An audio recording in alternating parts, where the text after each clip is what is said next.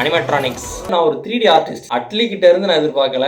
நல்லா இருக்குங்க. நான் மறுபடியும் ஒருத்தர் பார்க்க போறேன். Crossing borders building worlds. Lola VFX. இவங்க தானே கோட் படத்து கூட பண்ணதா சொன்னார் வெங்கட் பிரபு.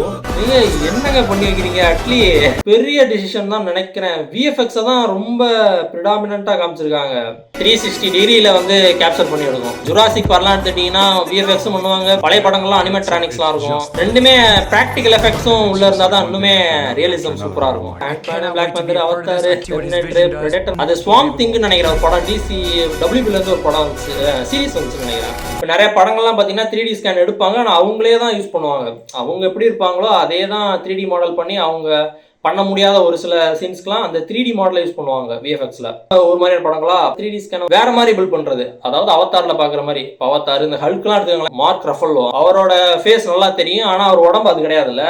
அவரு பாடியே ரொம்ப வித்தியாசமா தானே இருக்கும். ஸோ அந்த மாதிரி ஒரு 3D மாடலா பண்ணி பண்ற படங்களும் இருக்குல்ல. அதான் அல்லு அர்ஜுன் எந்த மாதிரி பண்ண போறாரு. அல்லு அர்ஜுன் 3D ஸ்கேன் பண்ணிட்டாங்க. அவரோட ஹியூமன் பாடியை தான் ரீக்ரியேட் பண்ணி நடிக்க முடியாத பாசிபிள் இல்லாத இடங்கள்ல அதை ரீப்ளேஸ் பண்ண போறாங்களா, இல்ல இவரை வித்தியாசமா ஒரு கிரியேச்சர் மாதிரி இது பண்ண போறாங்களா, ஹியூமனை தாண்டி வேற மாதிரி எதுவும் வீட்டான ஒரு விஎஃப்எக்ஸ் ஸ்டுடியோ இருக்கும். அவதார் படங்களும் சரி, பிளானட் ஆஃப் த ஏப்ஸ் அந்த சீரீஸ்ல வர மூவிஸ்லாம் அவங்க தான் பண்ணது.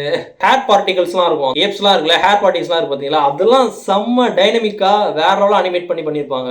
எனக்கு இந்த அளவுக்கு தெரியுது. காரணம் வந்து நான் ஒரு 3D ஆர்டிஸ்ட். சரியா, அதை இங்க ரிவீல் பண்றேன். வேற எந்த வீடியோலும் சொல்லியிருக்க மாட்டேன். 3D பத்தி கொஞ்சம் நல்லா தெரியும், அதனால சொல்றேன். நானும் 3D மாடல் பண்ணுவேன், டெக்ஸ்சர் பண்ணுவேன், ஸ்கல்ப் பண்றது எல்லாமே வரும்.